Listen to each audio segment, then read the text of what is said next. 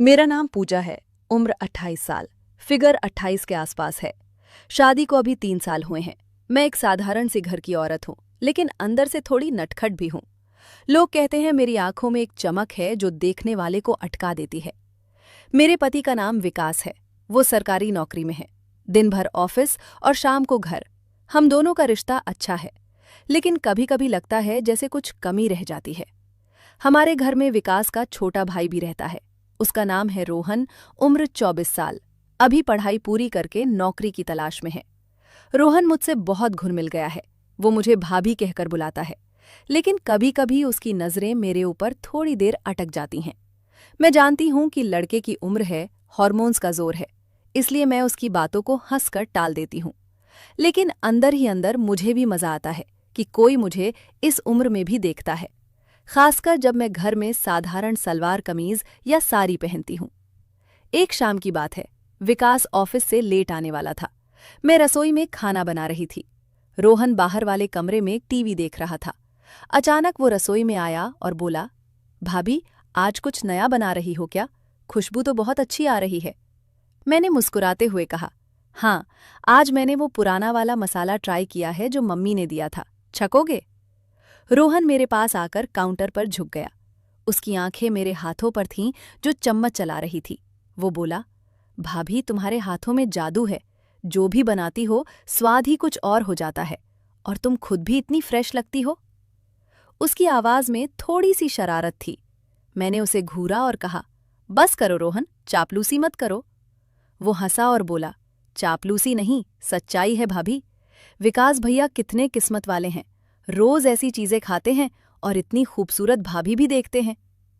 मैंने चम्मच उसकी तरफ बढ़ाया और कहा, लो, छक लो पहले। रोहन ने आगे झुककर चम्मच से स्वाद लिया। उसके होंठ चम्मच के करीब थे। उसने आंखें बंद करके कहा, वाह भाभी, ये तो स्वर्ग है। फिर उसने मेरी तरफ देखा और धीरे से बोला, लेकिन मुझे लगता है असली स्वाद तो और कहीं है तुम्हारे पास। मैं समझ गई कि वो क्या इशारा कर रहा है। मेरे गाल थोड़े लाल हो गए। मैंने हंसकर कहा, अबे शैतान, जा टीवी देख, मैं खाना लगा रही हूं। लेकिन रोहन नहीं गया। वो वहीं खड़ा रहा और बातें करता रहा। वो मुझे बताने लगा कि आज उसका एक इंटरव्यू था। कैसे इंटरव्यूअर ने उससे सवाल पूछे। मैं सुन रही थी और बीच बीच में हंस रही थी। उसकी बातों में एक जोश था जो मुझे अच्छा लग रहा था। कभी वो मेरी तरफ देखता और मुस्कुराता, जैसे कुछ और ही सोच रहा हो। धीरे धीरे शाम ढल गई। विकास अभी तक नहीं आया था। मैंने रोहन से कहा, भैया तुम खा लो, मुझे इंतजार नहीं करना। रोहन बोला, नहीं भाभी, भैया के साथ ही खाएंगे। वैसे भी तुम्हारे साथ बैठकर खाना खाने में अलग ही मजा है। हम दोनों सोफे पर बैठ गए। टीवी पर कोई पुरानी फिल्म चल रही थी। रोहन ने रिमोट से वॉल्यूम थोड़ा कम किया और बोला, भाभी, तुम्हें कभी अकेलापन लगता है क्या? भैया तो हमेशा काम में लगे रहते हैं और तुम इतनी युवा और फिगर वाली हो, अटीसर्स के आसपास फिर भी अकेली। मैंने सांस ली और कहा, हाँ, कभी कभी लगता है, लेकिन क्या करें, जिंदगी ऐसी ही है रोहन। मेरे करीब सरक आया। उसकी जांघ मेरी जांघ से लगभग छू रही थी। वो धीरे से बोला, भाभी, अगर कभी कुछ चाहिए हो तो मुझे बता देना, मैं हूं ना तुम्हारे लिए। हर तरह से उसकी बात में एक गर्माहट थी जो मुझे अजीब सा एहसास दे रही थी। मैंने उसे देखा। उसकी आंखों में एक चमक थी। मैंने हंसकर टाल दिया, अरे तुम तो अभी बच्चे हो, क्या करके। रोहन मुस्कुराया और बोला, बच्चे नहीं हूं भाभी, देखना चाहो तो दिखा दूं मैं कितना बड़ा हो गया हूं। मैंने उसे हल्के से धक्का दिया और कहा, चुप करो शैतान। लेकिन अंदर से मेरे दिल की धड़कन थोड़ी तेज हो गई थी। उसी वक्त विकास का फोन आया। वो बोला कि आज बहुत लेट हो जाएगा, कहीं बाहर खाना खा लेंगे। मैंने फोन रख दिया और रोहन की तरफ देखा। रोहन बोला, देखा भाभी, भैया तो नहीं आएंगे, आज हम दोनों ही खाएंगे और रात भर बातें करेंगे। हम रसोई में गए हैं। मैंने प्लेटें लगाईं। रोहन मेरे पीछे खड़ा था। जब मैं झुकी तो उसकी सांस मेरी गर्दन पर पड़ी। वो बोला, भाभी, तुम बहुत अच्छी लगती हो आज। ये कमीज में तुम्हारा फिगर और भी हाईलाइट हो रहा है। मैं सीधी हो गई और बोली, रोहन, ध्यान से ज्यादा नजदीक मत आओ। लेकिन वो हंसता रहा। खाना खाते वक्त वो मेरी तरफ बार बार देख रहा था। बातें करता रहा अपनी जिंदगी की, सपनों की, और कभी-कभी मेरे बारे में भी पूछता रहा। फुल फिगर वाली। उसकी बात सुनकर मेरे शरीर में एक सहरन सी दौड़ गई। मैंने उठने की कोशिश की, लेकिन वो मेरे हाथ को हल्के से पकड़ लिया।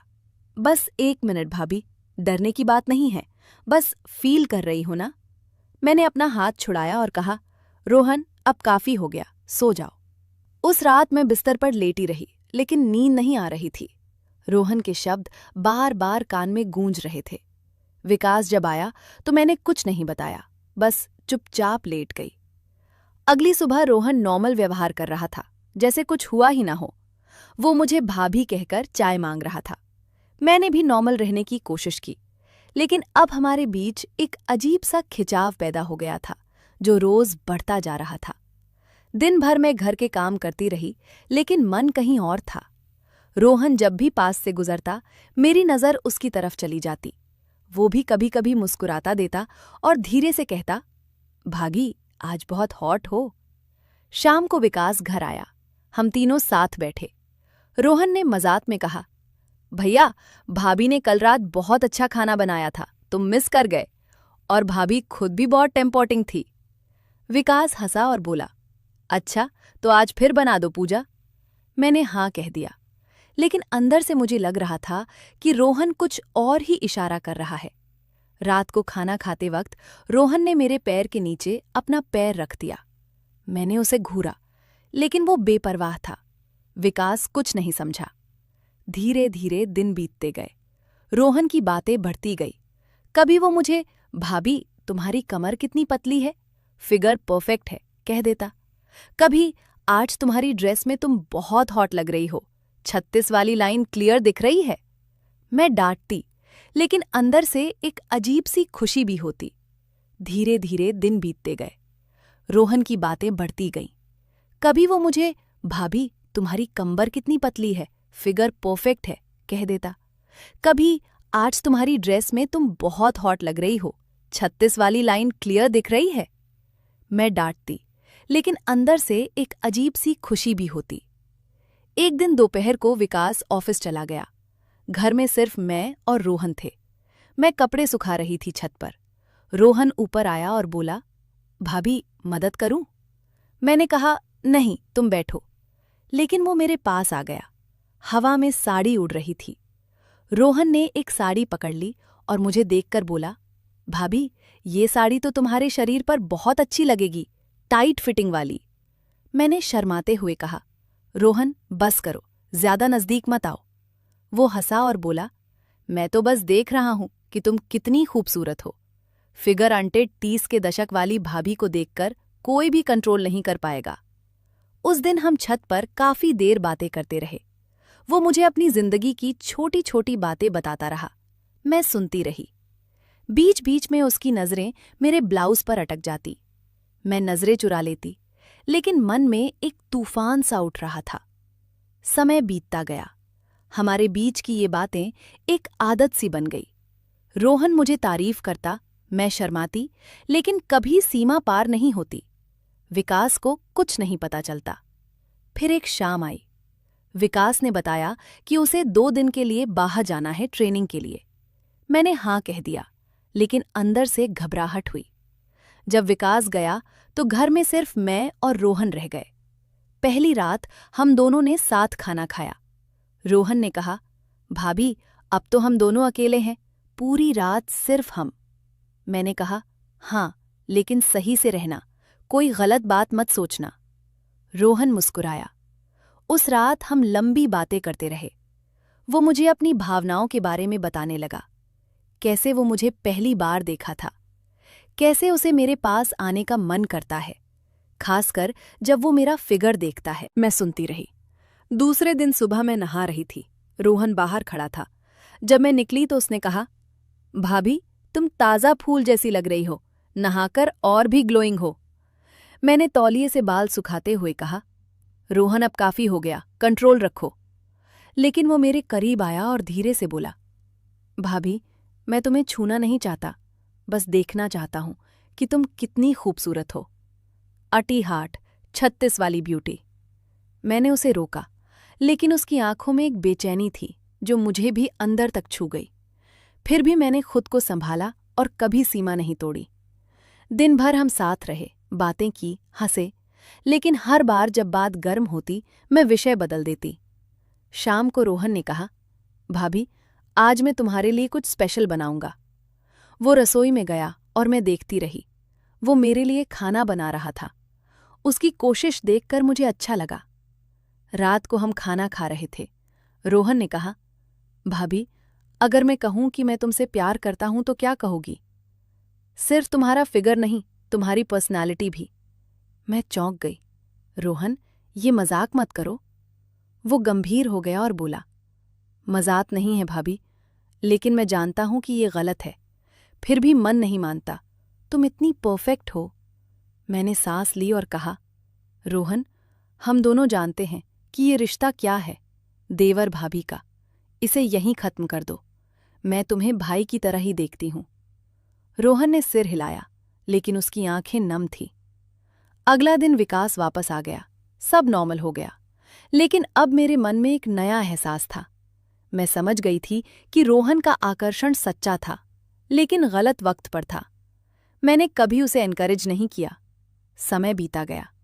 रोहन को नौकरी लग गई। वो दूसरे शहर शिफ्ट होने वाला था। जाने से पहले उसने मुझे एक चिट्ठी दी। उसमें लिखा था, भाभी, तुमने मुझे संभाला। तुमने मुझे सिखाया कि सीमाएं कितनी जरूरी हैं। तुम अच्छी हो और बहुत स्ट्रांग भी।